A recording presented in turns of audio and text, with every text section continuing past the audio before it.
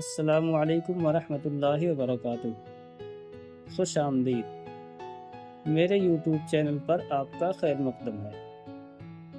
کیا آپ کو شعر پڑھنے اور سننے میں دلچسپی ہے؟ کیا آپ بھی شاعر بننا چاہتے ہیں؟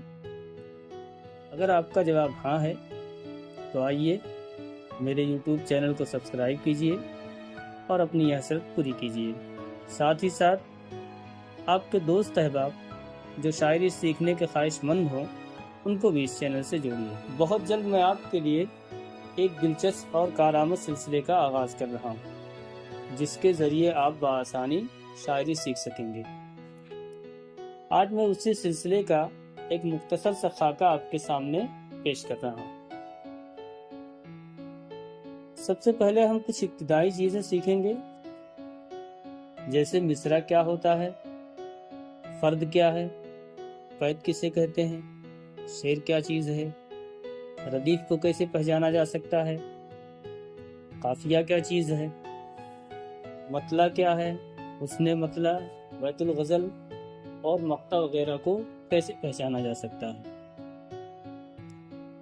پھر ہم کچھ شعری اصناف کے بارے میں جانیں گے، جیسے حمد، نعت، منقبت، غزل، نظم اور قطع وغیرہ۔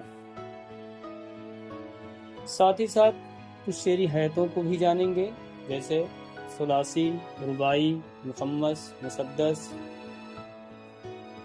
مصبع، مسمن، متسع، معشر، آئیکو اور دوہا وغیرہ۔ پھر ہم علم عروض کی کچھ ابتدائی چیزیں سیکھیں گے، جیسے بحروں کی تعداد کتنی ہے، بحروں کے نام کیا ہیں، ان کے موجدین کون لوگ ہیں، مفرد اور مرکب بحریں کیسی ہوتی ہیں، سالم اور مضاعف بحریں کون کون سی ہیں۔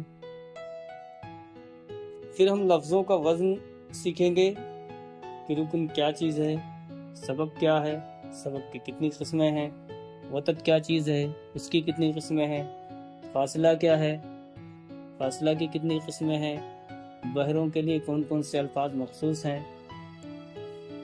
پھر ہم یہ سیکھیں گے کہ ردیف کیسے بنتی ہے، چھوٹی اور بڑی ردیفیں کس طرح بنائی جائیں اور ان کو کس طرح سے استعمال کیا جائے۔ ساتھ ہی ہم یہ سیکھیں گے کہ قوافی کا انتخاب کس طرح کیا جائے، اچھے، بہتر اور بہترین قوافی کو کس طرح منتخب کیا جائے اور ان کو کس طرح استعمال کیا جائے۔ پھر ہم یہ سیکھیں گے کہ شعر کہنے کا طریقہ کیا ہے، کسی نثری خیال کو شعری جامہ کیسے پہنایا جا سکتا ہے۔ پھر ہم شاعری میں پائے جانے والے کچھ عیوب کے بارے میں جانیں گے جن سے بچ کر ہم اپنی شاعری کو بہتر بنا سکتے ہیں، جیسے شطر و غربہ، تقابل ردیف، سبتا، ایتا، شکست ناروا اور متروکات وغیرہ۔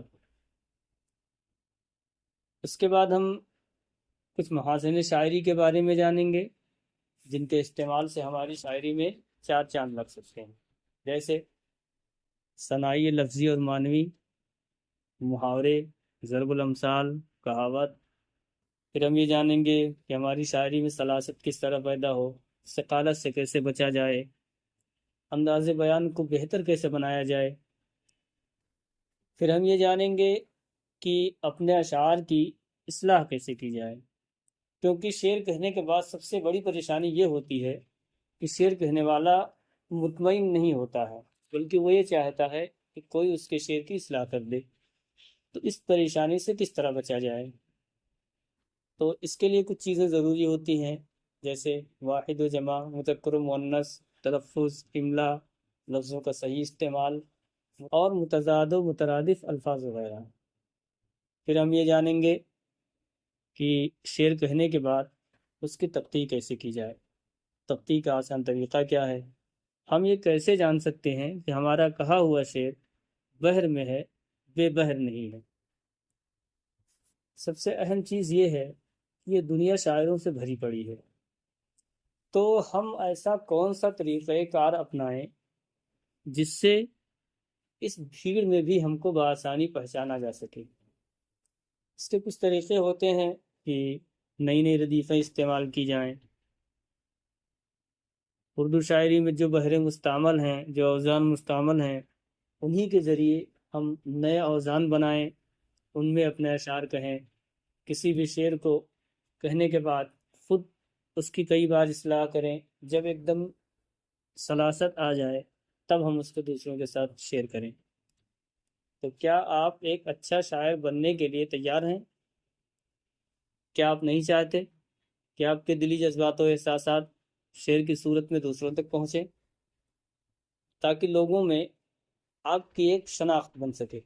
اگر واقعی آپ ایسا چاہتے ہیں تو میرے چینل سے جڑیے اور مفت میں شاعری سیکھیے، مگر میری پہلی اور آخری شرط یہ ہوگی کہ آپ مجھ سے فری میں شاعری سیکھیے اور بدلے میں میرے چینل کو اپنے دوست احباب کے ساتھ شیئر کیجیے۔ شکریہ۔